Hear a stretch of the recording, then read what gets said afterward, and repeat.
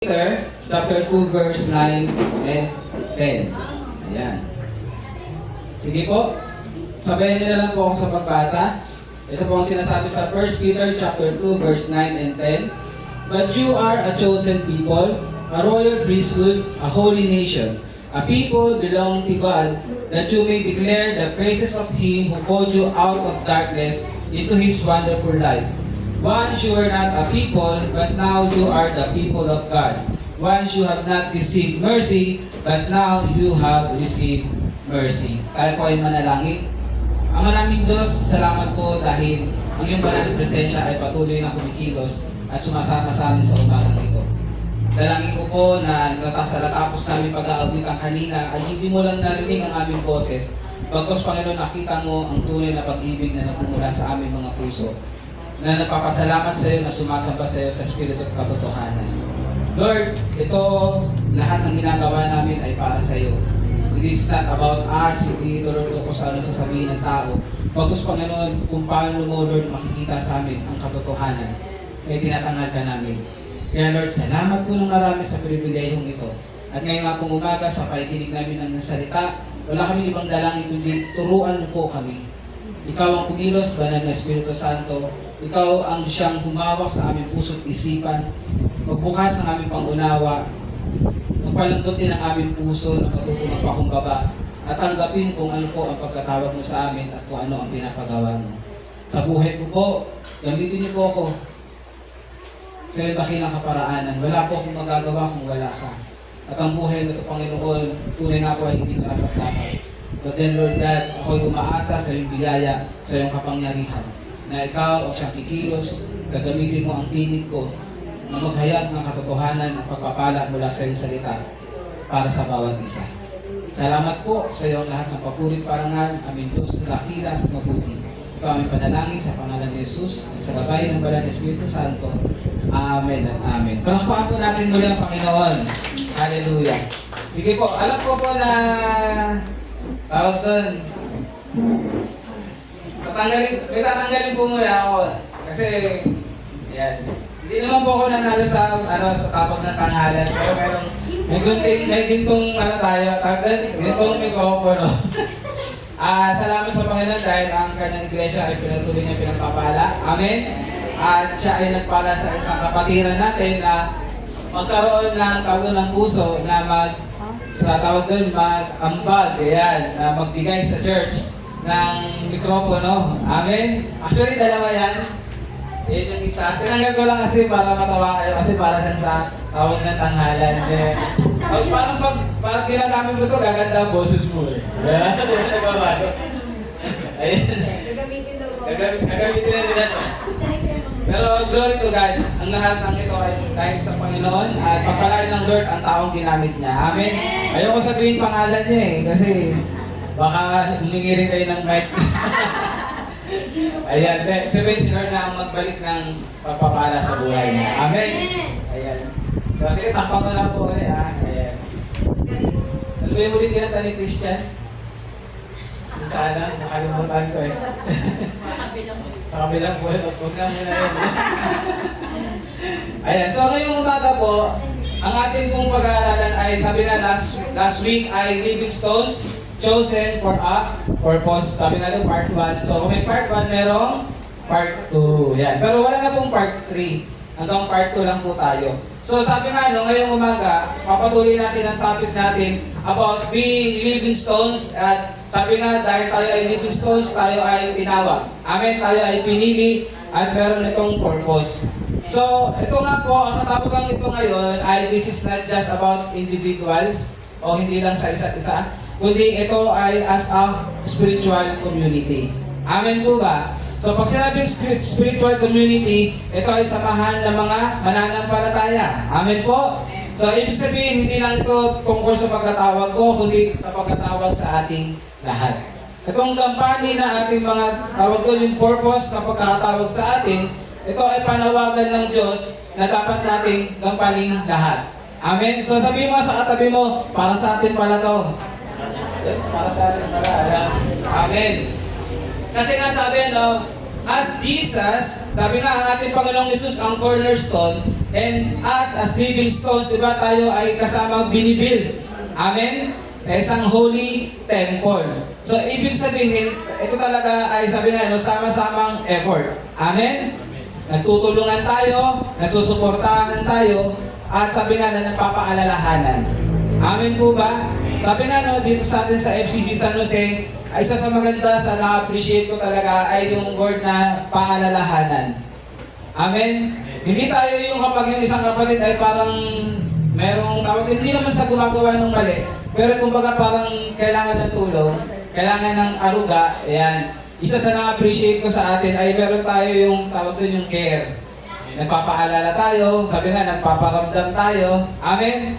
Yan, so hindi lang pala mga multo nagpaparamdam, FCC San Jose rin. Ayan so, kaya nalalapat po yun at kailangan po yun, lalo na sa community of believers. Amen? Sabi nga dahil hindi tayo tinawag ng Lord para mag-isa, kundi para tayo ay magsama-sama. Especially ngayon sa ating pong tema na let's work together. Kaya naman talagang kailangan sama-sama tayo. Amen po ba?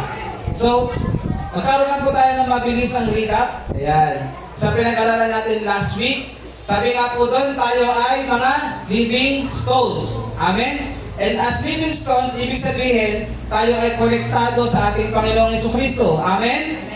And then, as living stones, dapat buhay tayo. Ibig sabihin, meron tayong active participation. Naunawaan po ba natin yon?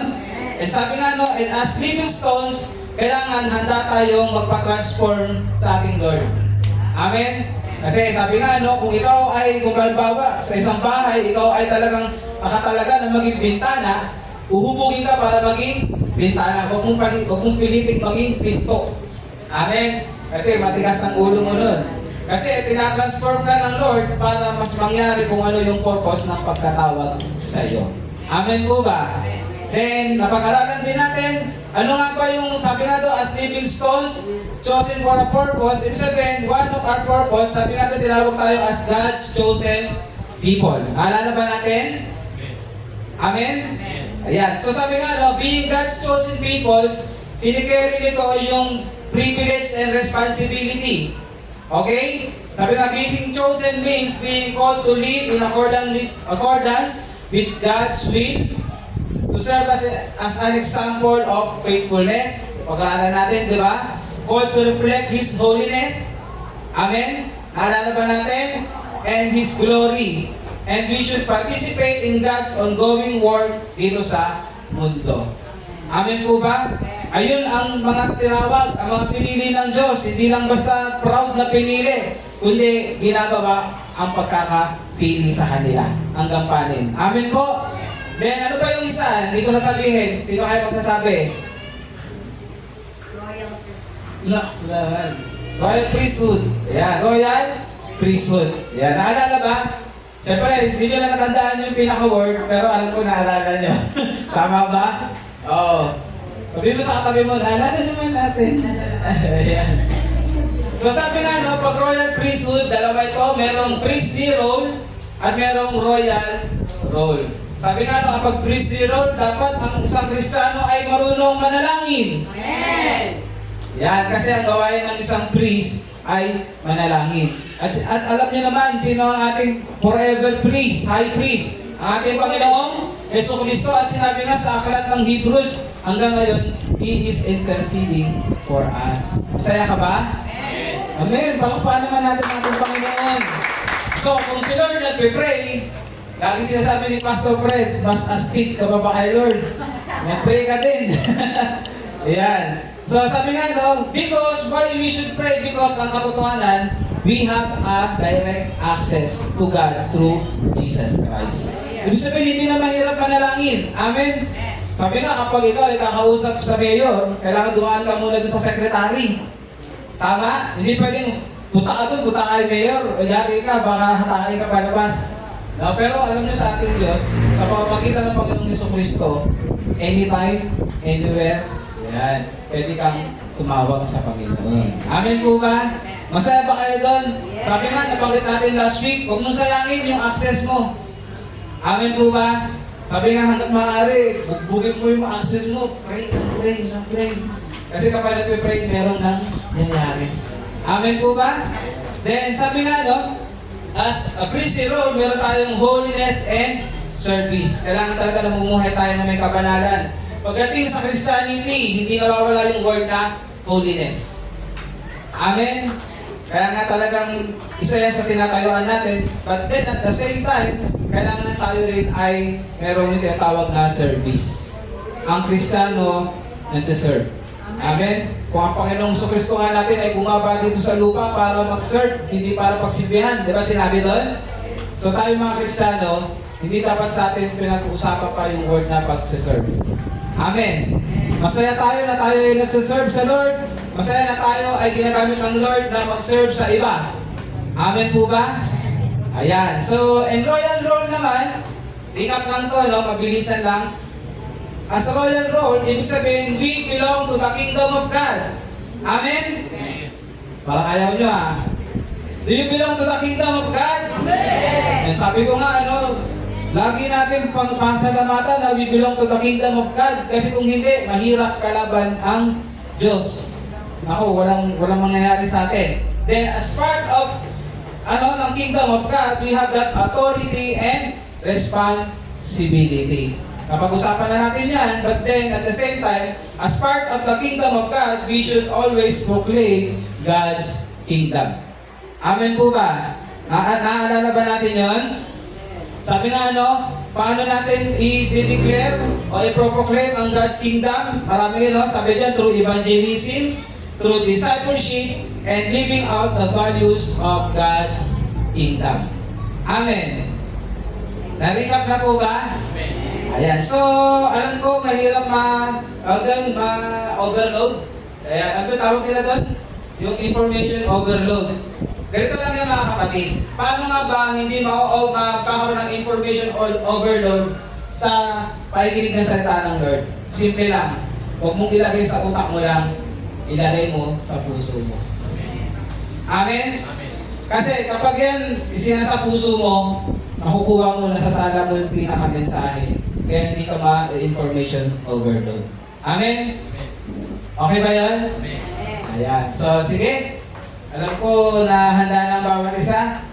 Tapos na ako sa introduction ko, kaya pupunta na tayo ngayon sa ating pag-aaralan. Ayan. Okay? So, pangatlo na natin ngayon ang pag-uusapan natin, pangatlo na. So, sinabi dyan, una, we are God's chosen people, then we are royal priesthood, at ang pangatlo po, yung tinatawag na, sige kaya dyan, ang purpose na pinagkatawag sa atin, ano daw po? We are a holy nation. Ayan. So, ibig sabihin, di ba, kung makikita natin, hindi ito pang individual. Pag sinabing holy nation, this is, it talks about a nation, people. Amen? Pero hindi ito yung tungkol sa pagiging Pilipino mo. But then, it talks about yung doon tayo sa God's kingdom. Sabi nga po, pag sinabing holy nation, basahin natin, when it refers to Christians as a holy nation, it is describing the identity and calling of the church. Sabi po dyan, as a distinct and set apart people, chosen by God to live in a way that reflects His holiness and character. So, number one, sige kuya, medyo marami rin na yan, kaya tuloy natin. So, pag sinabing a holy nation, we are set apart for, ano ba po? God's purpose. Naniniwala ka ba doon na tinawag ka ngayon dahil ang kailangan mo ng gampanin ay ang God's purpose? Amen. Ulit. Ikaw ay tinawag ng Diyos para gampanin ang God's purpose. Amen. Sayo na po sa ide, ayun na po ang ating tinatayuan. So sabi niya, the term holy means set apart. Tandaan niyo po yan Siya sa mga naturo ko na. Pag sinabing holy, it means set apart or consecrated. Ikaw ay hiniwalay at nilinis. Amen. So sabi niya a holy nation refers to a people who are set apart for God's purpose. Sabi nga po, this concept of holiness involves ng living differently. Ano daw po? Mamuhay ng may kakaiba. Mamuhay ng kakaiba. Dito sa surroundings natin. Amen? Ibig sabihin, kahit tayo ay nasa mundo, iba ang ating pamumuhay. Amen? Sorry sa nagbigay ang talk. Ayan. Ayan ano. So, sabi nga tayo ay nabubuhay bilang part ng God's kingdom. Amen? Kahit na nandito tayo sa mundo. Kaya nga ano ibig sabihin nun? We adhere to God's command, we reflect His values, and we also demonstrate His love and justice. Amen. Sabi nga ba't parang paulit-ulit pero ayun kasi ang pinaparating sa atin nung sinasabi we are a holy nation. Amen? Kailangan natin maunawaan yun. So, ang sabi dyan, Christians as holy nation are not called. Alam na po, called to blend. Alam niyo yung word na blend? Yung makihalo-bilo. Yan, di ba mahirap na pag Kristiyano ka, tapos hindi nga ma-distinguish na Kristiyano ka. Bakit? Kasi yung ginagawa ng hindi mananampalataya, ginagawa mo rin. Yung pananalita ng hindi mananampalataya, pananalita mo rin. Pero pagdating lang sa church, baka mamaya pa, holy forever ka. Ayan, pero pagdating sa labas, ayan, huling-huli ka. Ayan. So, sabi nga dyan, we are not called to blend. Ibig sabihin, we need to be set apart. Bakit? Kasi sabi dyan, we need to, we have to live distinctively. Amen? Pag sinabi distinctively, talagang alam na alam yung pagkakaiba. Amen? Hindi mo mukhang kambal, kundi talagang pagkakaiba. Na sinabi, ang puti ay puti at ang itim ay itim. Ang kasalanan ay kasalanan at ang pure ay pure. So dapat ganun tayo namumuhay. Why? Kasi ito yung dapat, ang pamumuhay natin ay nagbibigay ng honor sa ating God and dapat nagre-reflect yung karakter ng Diyos sa atin. Amen? Alam ko na narinig nyo na ilang beses itong sinasabi sa Romans 12 verse 2 at Matthew 5:16. Amen? Pero alam niyo ba, bakit merong verse na ganyan? Kasi sa panahong humaharap kayo sa isang sitwasyon na parang gusto kayong i-blend ng kalaban sa mundo, paalalahanan niyo ang sarili niyo ng salita ng Diyos. Amen po ba? Huwag niyo nga, yung sinasabi ko kanina na huwag lang sa isip, ang memory verse, dapat by heart. Na, Lord, may nagchichismisan, parang ang sarap makinig eh. Pero paalala ka ng Lord, holy nation, kasama ka doon. Kailangan mag-reflect sa'yo yung holiness. Lord, nga po, I will not conform any longer to the pattern of this world. At ang sabi nga din, sabi sa Matthew 5 verse 16, pagliliwanagin ko yung ilaw na pinagkaloob mo sa akin para makita na ako ay anak mo at mapapurihan ka. Amen po ba? Alam niyo po, minsan maririnig natin to, ngayon din nakaupo kayo. Pero alam ko, ilang beses na dumating sa sitwasyon ninyo na talagang gusto tayong i-blend ng kalaban sa mundo. Amen? So, wag tayong, sabi nga, wag tayong mahuli na hindi tayo handa. Amen? Naririnig nyo ito ngayon, salita na ito, kasi alam ng Diyos, ang kalaban kumikilos. Kaya ginagawa tayong handa. Amen po ba? Ayan. So, may natutunan ba? Kaya marami pa to, kaya relax lang po kayo. Ayan. Pero, encourage kung kaya nyo picturean o tawag doon, isulat nyo. Pero, tawag doon, panoorin nyo na lang sa recording, meron naman. Pag gusto nyo balikan. Pero sabi ko nga, by heart, kuhain nyo yung pinakamensahe. Amen po ba? Number 2, sinasabi dyan, as a holy nation, ayan. Ayan na naman yung technical difficulties natin. So, ang nakalagay dito sa number 2 ay a people for God's glory. Ayun, lumabas na. A people for God's glory. Tayo po ay mga tawag doon, mamamayan o tao. Yan, mamamayan para sa kalwalhatian ng Diyos. Tayo daw po ay mga mamamayan para sa kalwalhatian ng Diyos. Amen? Ayun yung dapat ginagawa natin. Sabi nga po, the holy nation is a people who belong to God and are meant to reflect His glory. Kaya nga po sinabi sa 1 Peter chapter 2 verse 9, sinabi doon, that this holy nation exists, sabi ko, no, that you may declare the praises of Him who called you out of darkness into His wonderful light. Makikita niyo po yung sinabi doon, na sinabi that you may declare. Sabi niyo nga po, declare. Pag sinabing declare, dapat ito ay binabanggit. Dapat ito ay nahahayag. Amen po ba? Kaya tayo tinawag para ma-declare natin ang tawagan ng papuri doon sa tumawag sa atin mula sa kadiliman patungo sa liwanag. Amen po ba? Anong ibig sabihin kaya ng pastor? Ang ibig sabihin nun, nakikita ba sa buhay mo yung tinatawag na ikaw ay grateful and thankful na ikaw ay naligtas? Amen. Nakikita ba sa way of life mo na pinapakita mo dito sa mundo na napapasalamat ka dahil merong nagligtas sa'yo mula sa kadiliman patungo sa liwanag? Amen po ba? Kaya nga sinasabi ng marami, alam niyo kung sino yung mga taong sobrang mapagpasalamat, yung mga galing ng kulungan na nakalaya pagkalipas ng 20 years, pagkalipas ng 30 years. Sila yung mga sobra. Paglabas sila, ang babait talaga nila. Bakit? Kasi alam nila na pag gumawa sila ng masama ulit, pwede silang bumalik sa kulungan. At alam na rin nila kung ano yung hirap nung nasa loob. At ngayon, damang-daman nila kung paano muling lumaya. Amen? So sa ating mga mananampalataya, gaano tayo dapat nagpapakita dito sa mundo na tayo ay lubos na nagpapasalamat sa kaligtasang pinagkaloob sa atin. Ano ba? Umaangal ka pa ba sa Lord? O nagpapasalamat ka? Nagre-reklamo ka ba? Mas marami bang reklamo mo sa Lord? O nagpapasalamat ka? Amen po ba?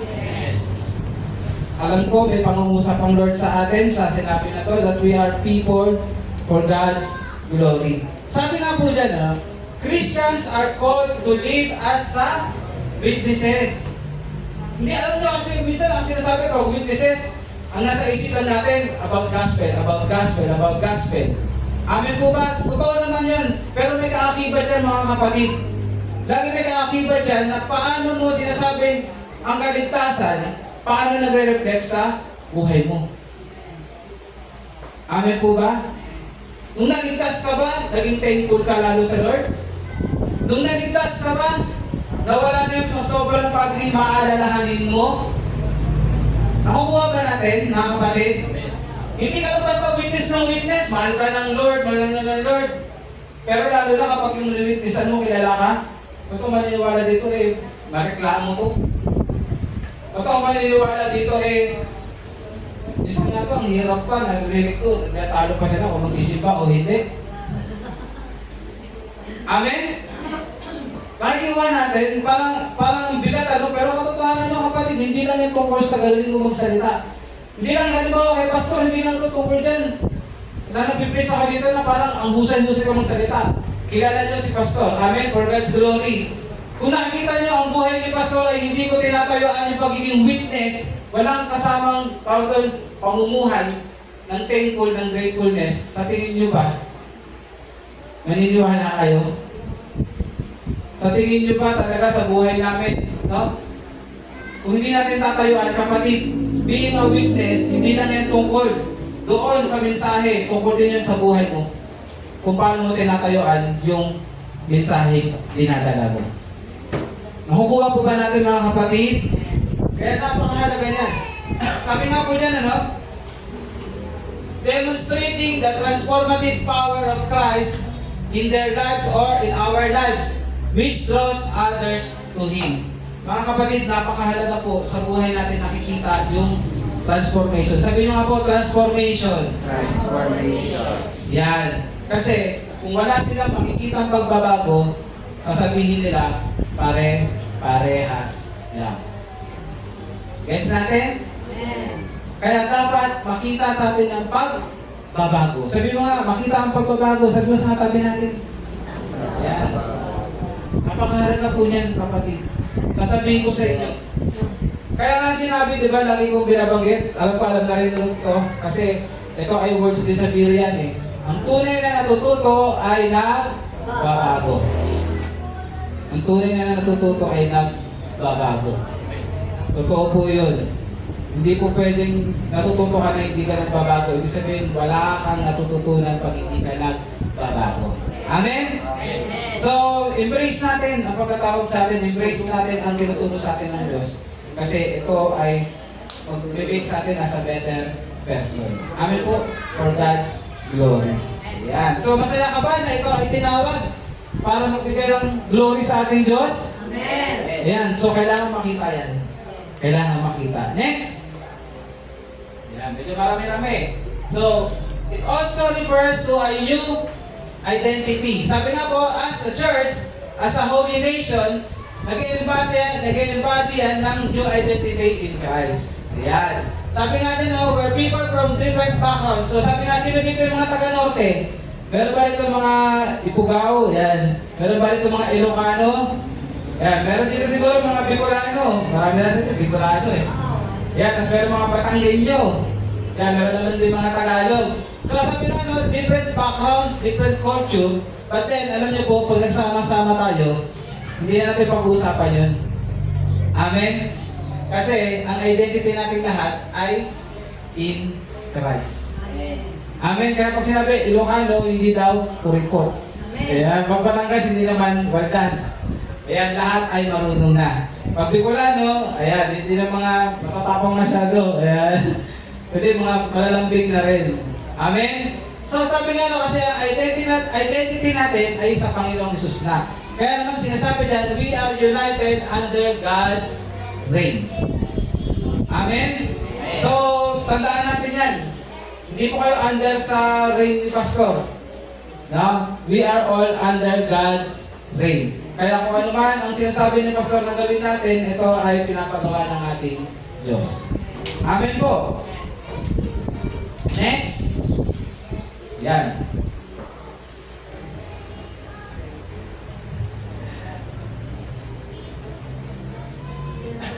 Number 4, sinasabi po dyan, as a holy nation, ano daw po tayo? Living as a witness to the world. Ayan. This calling is not just for personal holiness, but ano daw for communal holiness. Meaning, the entire church is meant to live in harmony and unity, representing God's kingdom on earth. Ito lang yan mga kapatid. Di ba kanina napag-usapan natin as individual? Ito naman pinag-usapan kapag nagsasama-sama tayo. Yan. Sige, tingnan mo yung paligid, yung mga kapatiran. Tingnan mo. Ito lang siya. Kapag nagsasama-sama ba tayo, pag nakita tayo ng ibang tao, nabibless ba sila o naiinis sila? Ayan. Pag nagsasama-sama ba tayo, makikita pa nila na talagang yung God's presence, God's glory ay mararamdaman nila pag nagsama-sama ang church? Amen? O sasabihin lang nila ang gulo nila. Nag-away-away sila. Ayan. So sabi nga po, no, isa sa nakapaka-bless sa buhay ng sa atin dito sa FCC San Jose ay salamat. Kasi nakikita ko ang tunay na nagmamahalan ng bawat isa. Amen? Ang isang iglesia na nagsama-sama na may pagmamahal, nararamdaman, nandun talaga ang presensya ng Panginoon. Amen po ba? So, sabi nga, no, we live as a witness to the world. It is my prayer na kapag tayo ay nagsama-sama at saan man tayo pumunta, tayo ay nagiging witness that we are bearer of God's presence. Amen po ba? That we are bearer, sabi nga din, ano, ng salita ng Diyos na magdadala ng kaligtasan sa sinumang makakarinig. Amen. Ayan, sige. Parang kulang kayo sa energy ngayon ha. Ayan. Hindi ko alam mga puyat ba, mga puyat, mga kapatid, pagod.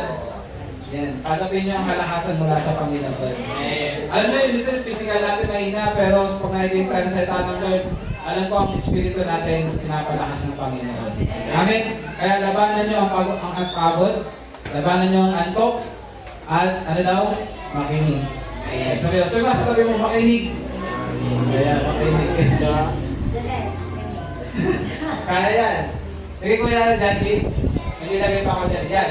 Basahin nga natin sabay-sabay. 1, 2, 3. To be a holy nation, means that the church is a people set apart by God for His purposes, called to live in a way that reflects His holiness.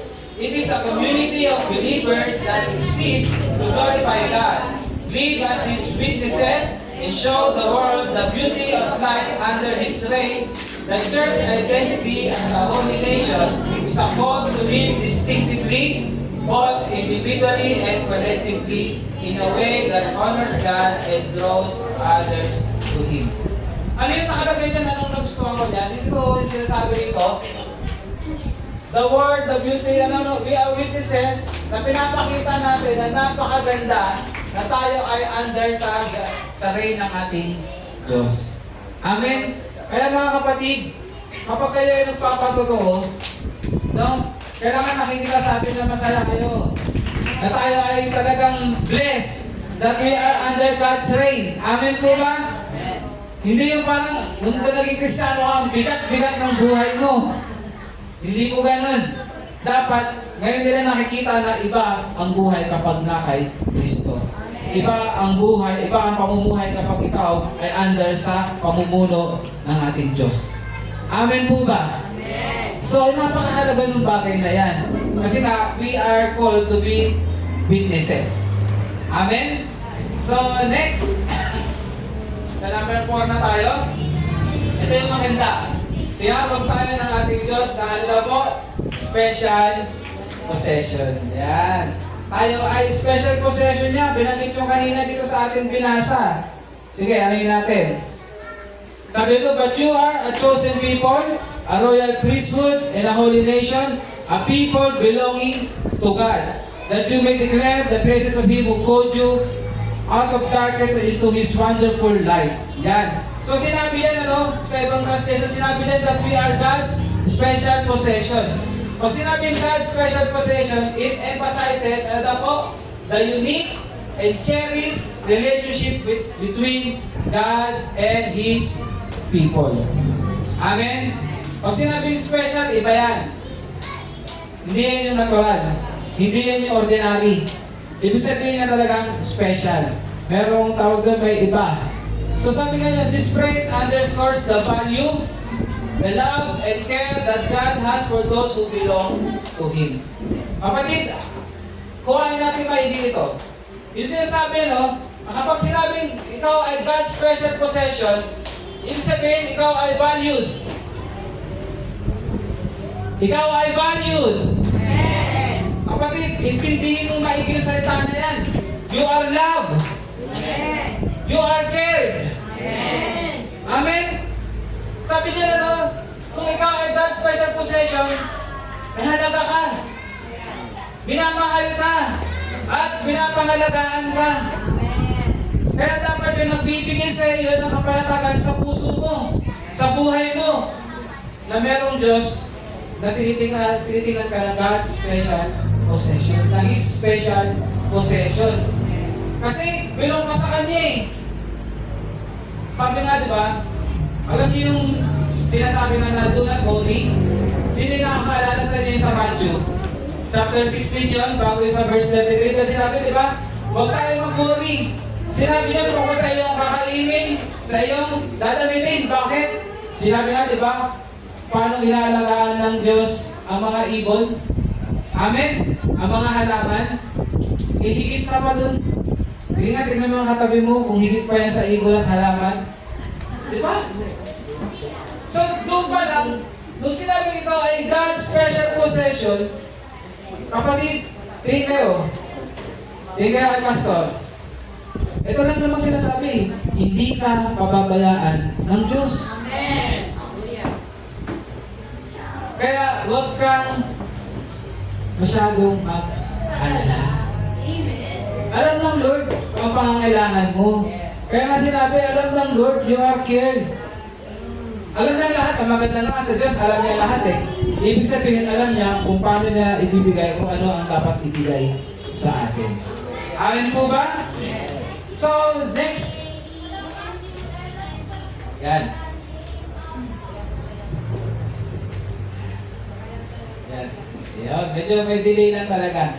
So, sinabi dyan, Unang bagay, we are chosen and loved by God. Kaya pinili ka na at ikaw ay minahal pa.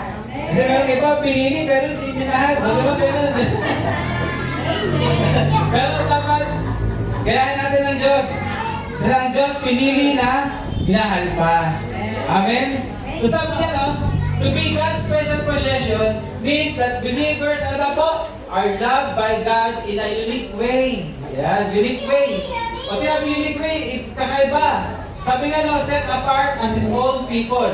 It reflects, ano daw po yan? The depth, yung lalim ng God's affection for His people. Kapatid, ito lang naman yan eh. Gaano ba kalalim ang pag-ibig ng Lord sa atin? Ilang beses na ba tayong pinapatawad sa ating mga pagkakasala? Ilang beses na ba tayong tinatanggap sa kabila na minsan tayong tumatalikod at matigas ang ating ulo? Ngayon mo sabihin na hindi ka mahal ng Diyos. Amen po ba? Grabe ang pag-ibig, ang lalim ng pag-ibig sa atin. Sabi nga niya, no? We are not just part of the world at large, but are personally chosen by God to belong to Him. Wow! Ang Diyos ang pumili.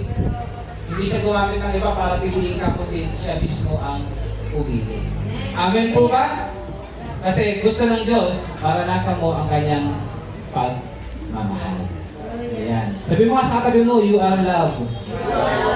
Hallelujah. Number 2. Ayan. Yan. So number 2, belonging to God. Anong ibig sabihin? Belonging to God also implies a sense of, ano daw po? Responsibility. Na naman yung word na responsibility, no? Talagang, ang Lord gusto, hindi lang tayo yung walang ginagawa eh. Ang gusto ng Lord, meron tayong ginagawa. Kasi siguro, talagang ayaw ng Lord ng tamad. Naniniwala ba kayo doon ayaw ng Lord ng tamad? Amen! Ayan, sinabi nga sa Bible, ang tamad, wag pakainin. Ayan. Pero mukhang matataba naman mga taga-FCC, mukhang masisipag talaga lahat. Ayan, ano? Sabi niya, belonging to God also implies a sense of responsibility. Believers are to live in a manner that reflects their status as God's cherished possession. Ano daw yun? Paano masasabi na ito, ang status mo ay God's cherished possession? Ito, you honor Him in all things. Ano daw? We honor God in all things. Yan. Kaya nga sabi nyo, pag Kristiyano, hindi lang yung talento, hindi lang oras, pati, ano daw ito? Pati, bulsa. Minsan ang hirap, ano? Pero magpapakita rin yun talaga eh. Sabi nga, minsan sinasabi nila, mukhang pera daw yung mga Kristiyano. Yung mga pastor, mukhang pera daw. Sinasabi nila kasi lagi sinasabi, pagbibigay. Hello, salita ng Lord ang itinuturo. Amen? Amen. Kaya nga ang tao pag hindi natuturuan tungkol sa paghawak ng pera at kung paano magbigay sa Panginoon, nabubuo yung greed. Yes. Amen. Sasabihin ko sa inyo, yung mga tao na nagtuturo na wala ng tithes and offering, tinuturuan nila yung mga tao na maging madami. Tinuturuan nila yung mga tao na maging makasarili. Amen po ba?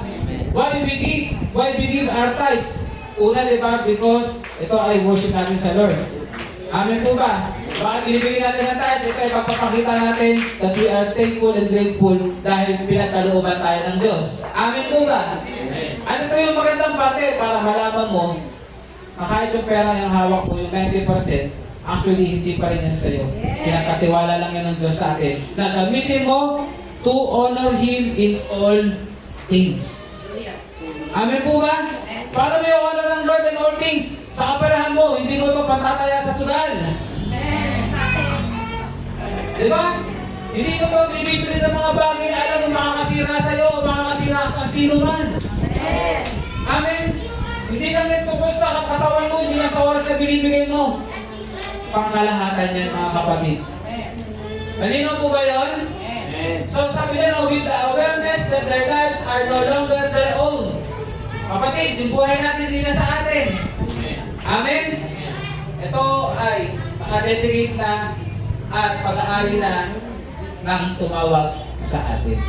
Sino tumawag sa atin? Ang ating Diyos. Amen po ba? Alam ko, nakuha natin yan, kaya punta tayo ngayon sa number 3. Ito, masaya din itong number 3. Ilan pa ba ito? Kunti na lang pala. Praise God. Ayan, so number 3, basahin natin sabay-sabay. 1, 2, 3. Protected and provided for. Wow, hindi ka na ba sa iningatan? Provided pa.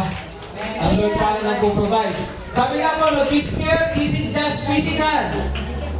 It encompasses spiritual care as well. With God watching over His people, guiding them in truth. Amen? Kaya nga binigyan tayo ng salita ng Diyos. Amen po ba? Ito ay magpapatuloy na tayo ay hindi pinababayaan ng Diyos kasi binigay niya ang kanyang salita para maging gabay natin. Then ano pa? Pinagkaloob niya ang banal na Espiritu Santo para magbigay sa atin ng pangunawa sa kanyang salita. Amen. So hindi ka pinabayaan, provided pa. Sabi niya guiding them in truth and helping them to grow in holiness and grace. As part of God's kingdom, sabi nga napakahalaga ng ano yan? We live in holiness. Kaya naman mga kapatid, posible. Sabi mo nga ngayon, posible na mabuhay ng may kabanalan. Dahil sa gabay ng banal na Espiritu Santo. Amen po ba? Amen. So, alam ko, unawaan natin yung word na protected and provided for. Kapatid, both physical and spiritual, applicable yung word na yan. Kaya nga talagang ang Lord napakabuti. Ang Lord talagang mahal ang bawat isa sa atin. Ang Lord talagang tapat siya sa kanyang salita at ang Lord ay tunay na makapangyarihan. Dahil yan ang ginagawa niya sa sino man na kanyang tinawag. Amen po ba? Ayan. So, pwede ba palakpakan natin ang ating Diyos? Napakabuti ng ating Diyos. Sige na. Nilagay pa ako dun sa ulit. Sabi dyan, to be God's special possession, it highlights the deep and personal relationship between God and His people. It underscores the idea that believers are loved, cherished, and chosen by God, and set apart for His purposes and care. Amen? So hindi lang tayo basta tinawag na may purpose, but then ang Lord talagang pinapangalagaan tayo. Yan. Inaalagaan tayo ng Lord. Mga kapatid, lagi mong isipin yan. Ang katotohanan, inaalagaan tayo ng Lord. Kaya sabi mo nga sa katabi mo ngayon, magpaalaga ka. Ayan. Kasi inaalagaan. Baka mamaya ayaw magpaalaga No? Pero inaalagaan tayo ng Lord. Malapit na po tayo matapos. Number 3. Ito yung tinatawag dito na from darkness to light. Our purpose in Christ. So sinabi nga yun, di ba? Tayo ay naligtas na at sinet apart tayo mula sa kadiliman papunta sa liwanag. Amen po ba? Anong ibig sabihin nun? Dito, pinapaalalahanan tayo ni Apostle Peter. Sabi din, this is about transformation that goes beyond a mere change of scenery. It is a total shift in our identity and purpose. Mga kapatid, ito lang naman. Simple lang. Huwag na tayong mamuhay na parang lumalakad tayo sa kadiliman. Amen. Mamuhay tayo sa liwanag. Ano ibig sabihin ng mga kapatid? Mamuhay tayo na ginagamit natin ang spiritual natin paningin na ano ulit yun yung sinabi natin kanina? Na ang mali ay mali at ang tama ang dapat laging piliin. Amen po ba? Amen? Ayan. Sige, next. Yan. Konting may delay lang po ng konti. Yan. So sabi ka we were once lost because of sin and we are separated from God. But now we are part of His kingdom. Ano po? Called to live out His praises and proclaim His goodness. Ang sino mang nasa liwanag, walang ibang dapat gawin kundi papurihan ng Diyos. Amen. At i-proclaim ang kanyang goodness. Ano pa sinabi niya sa verse 10, di ba? Sinabi niya, once you were not a people, but now you are the people of God. Once you have not received mercy, but now you have received mercy. Sabi niya, the mercy of God has brought us into a new community. Dahil ito sa awa ng Diyos. Kaya tayo ay nabilong ngayon sa God's Kingdom. Bakit kaya sa awa ng Diyos? Kasi hindi naman tayo karapat dapat. Amen? Pero salamat sa biyaya at habag ng Diyos. Sabi niya na, and it is from this place of mercy that we are called to live out our mission. So habang nandun ka, dapat ginagawa natin ang ating gampanin. Next page, Andy. Yan. Our purpose as the people of God is to, ano daw po? 1, 2, 3. To declare the praises of Him who called us out of darkness. Mga kapatid, malinaw po yan. To declare the praises of Him who called us out of darkness. We are called not just to live in the light. Hindi ka nang tinawag para mamuhay sa liwanag, pero maging bearer ka ng liwanag. Amen. Ano daw yun? Sharing the good news of what God has done in our lives within the world around us. Amen po ba?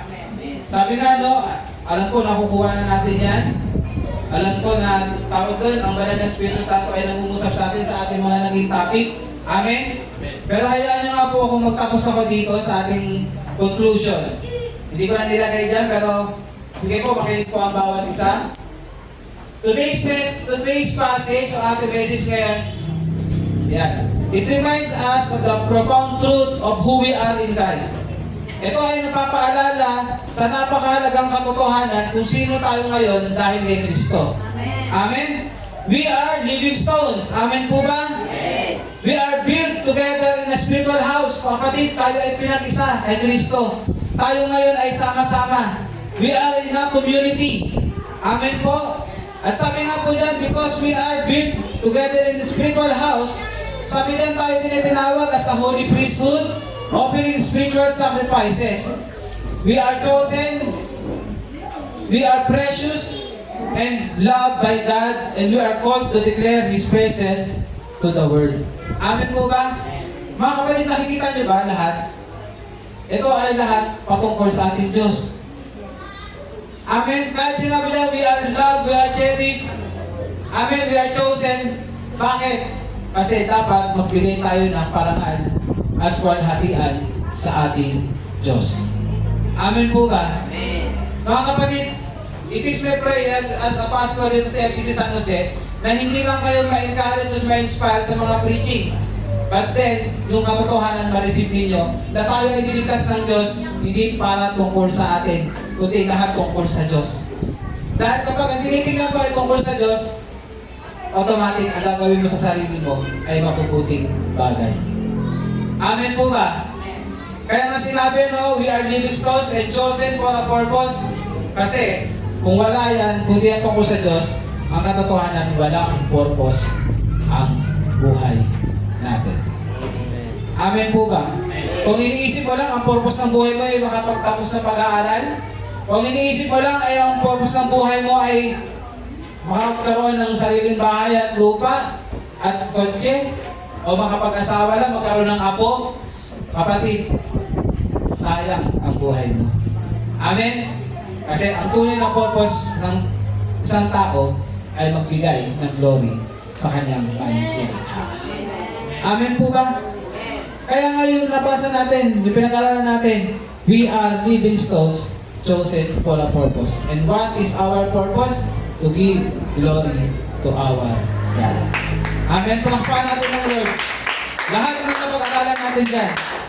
We are a chosen people. Amen po ba? A royal priesthood. Ano pa yung isa? Yung number 3? Sino nakaalala? Sige. Ano yung number 3? A holy nation. And number 4? O, kakatapos lang. Ayun, God's special possession. Ayan. Kapatid, lahat ng yan ay tumutukoy para sa kalhatian ng Diyos. Amen? But then, isa sa katotohanan, our God is so good. Bakit? Kasi tinawag niya pa rin tayo kahit hindi tayo karapat-dapat. Amen po ba? Tayo pong lahat ay tumayo.